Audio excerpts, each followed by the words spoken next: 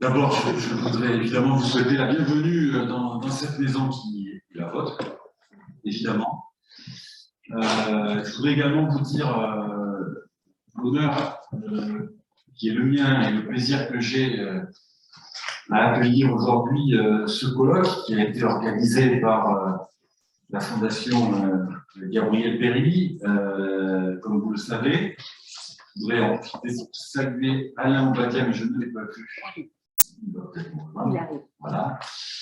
Son président, et Louise Gaxi, sa directrice générale, ainsi que toute l'équipe de la Fondation qui est là et qui a œuvré à ce que nous puissions tenir ce colloque. Et j'en profite également pour saluer la présence d'André Chassel, qui est ici pour quelques instants, mais il tenait vraiment particulièrement à venir assister à l'ouverture du colloque. Et ensuite, je sais qu'il a des obligations, des rapports en cours, des auditions, enfin voilà, la vie d'un député en fait. Hein.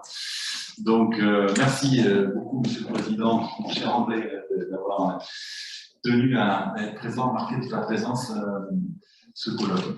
Voilà, moi je ne vais pas être très long pour commencer.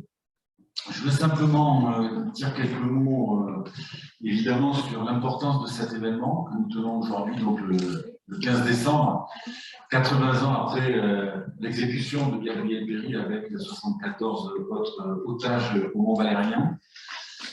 Évidemment, comment ne pas être meurtri par la souillure qui a été accomplie au Mont-Valérien ces derniers jours, cette inscription que vous avez vue, et qui, évidemment, résonne très douloureusement au moment où nous sommes réunis pour nous souvenir, 80 ans après. Et donc, j'ai pu évoquer cela hier à l'Assemblée nationale, devant le siège où Gabriel Péri s'asseyait, qui est celui que j'occupe modestement aujourd'hui, et sur lequel il y a une plaque qui est vissée, qui honore la mémoire de Gabriel Péri, parce que l'Assemblée nationale, en son temps, avait décidé de cela. J'en profite également pour vous dire que j'ai écrit au maire d'Argenteuil il y a quelques jours, puisqu'il a visiblement décidé de débaptiser MJC, qui depuis 1974 portait le nom de Gabriel Péri, à la faveur d'un raballement de façade.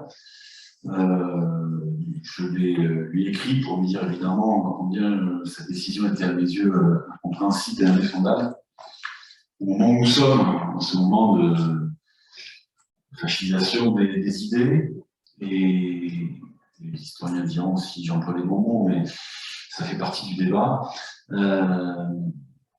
Et donc, évidemment, au moment où nous avons d'autant plus besoin de nous souvenir, peut-être aussi de pouvoir nous référer à des grandes figures, comme celle de Gabriel Péri que nous avons évoquée aujourd'hui, et qui a inspiré de grands poètes, et sans doute aussi tant et tant de militantes et de militants politiques. Voilà.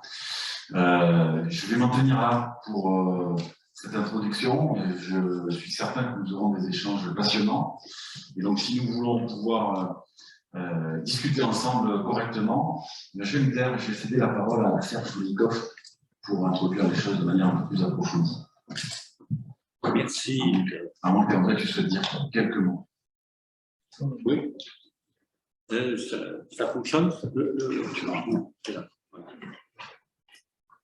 Voilà. Mesdames, Messieurs, chers amis, chers camarades,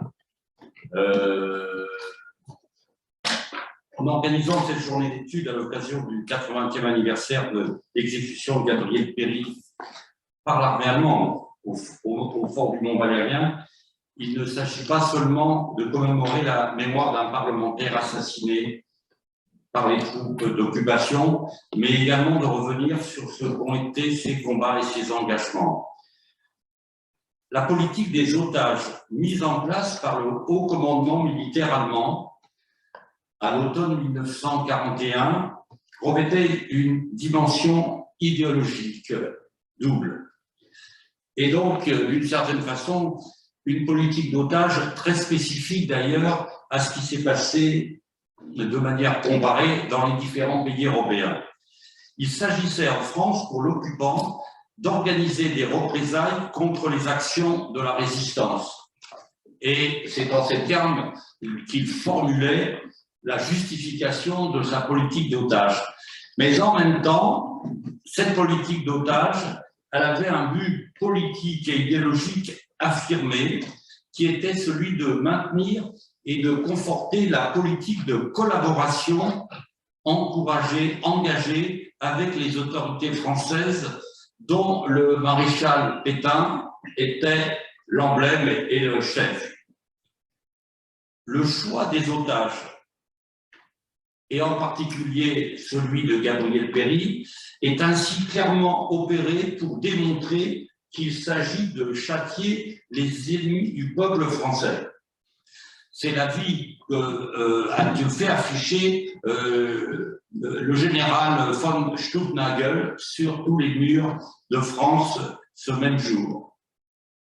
Et c'est au titre de la lutte contre le judéo-bolchevisme que sont choisis les otages, sélectionnés, choisis soigneusement.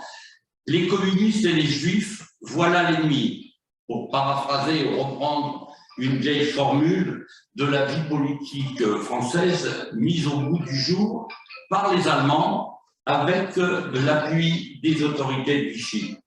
C'est d'ailleurs ce que confirme l'affiche qui est placardée et qui annonce en même temps, pour la première fois, les déportations de juifs et de communistes, en plus des exécutions. D'ailleurs, la politique d'otages, de ces fusillades d'otages, a été préparée par des rafles opérées les jours précédents dans les quartiers de Paris pour emmener ces juifs communistes qui sont présentés comme juifs communistes français, raflés et emmenés au camp de Drancy où ils vont être parqués et constituer le vivier d'où seront extraits 55 de ces juifs qui seront exécutés dans le lot des 74 du Bon Valérien et des 95 ce même jour dans toute la France.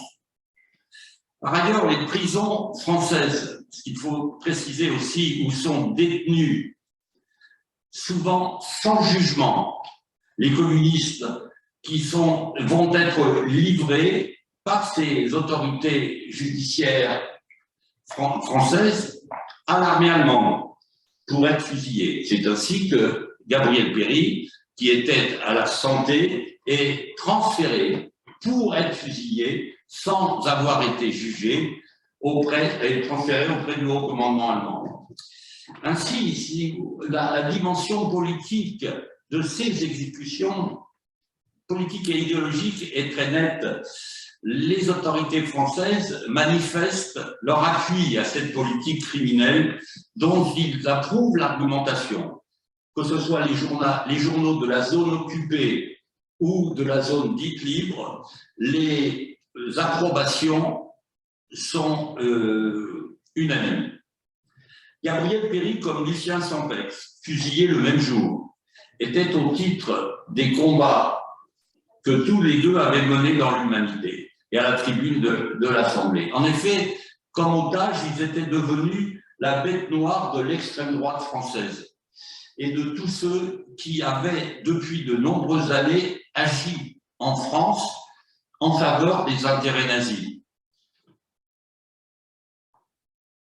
Un procès dont l'humanité avait fait largement écho, avait été intenté contre Lucien Sampex, et Gabriel Péry était venu à la tribune, enfin était venu dans la salle d'audience pour indiquer à quel point Lucien Sampex avait eu raison de décrire Otto Abetz, le futur ambassadeur allemand en France, comme un agent d'influence nazie, ce qui avait été révélé dans les colonnes du journal.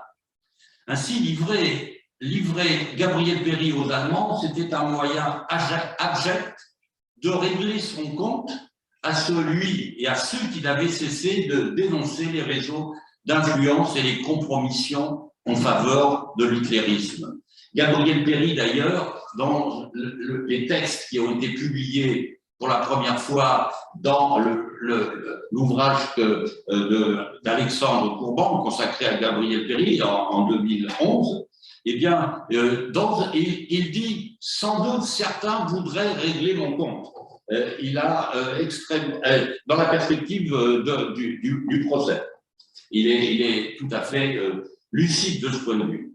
Quand Gabriel Péry meurt à 39 ans, on a l'impression que son parcours a été extrêmement long, eh bien, il a été en fait très riche, très intense, et nous allons aujourd'hui essayer de l'évoquer au prisme de 3 angles de vue, d'approche, qui laisseront sans doute une partie de son activité de côté.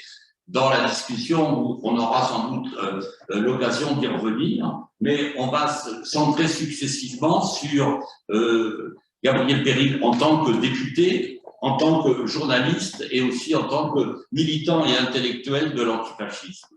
Bien sûr, ces 3 aspects sont liés, mais il nous a semblé, quand je dis il nous a semblé à la Fondation Gabriel Péry, en discutant avec Pierre, c'était quelque chose qui nous a semblé assez évident, que l'activité de Péry a été si riche qu'il fallait envisager de manière spécifique certains de ces aspects, sans oublier eh bien, les engagements de sa jeunesse sur lesquels nous pourrons revenir à Marseille, bien sûr, et sur lesquels nous pourrons revenir dans la discussion.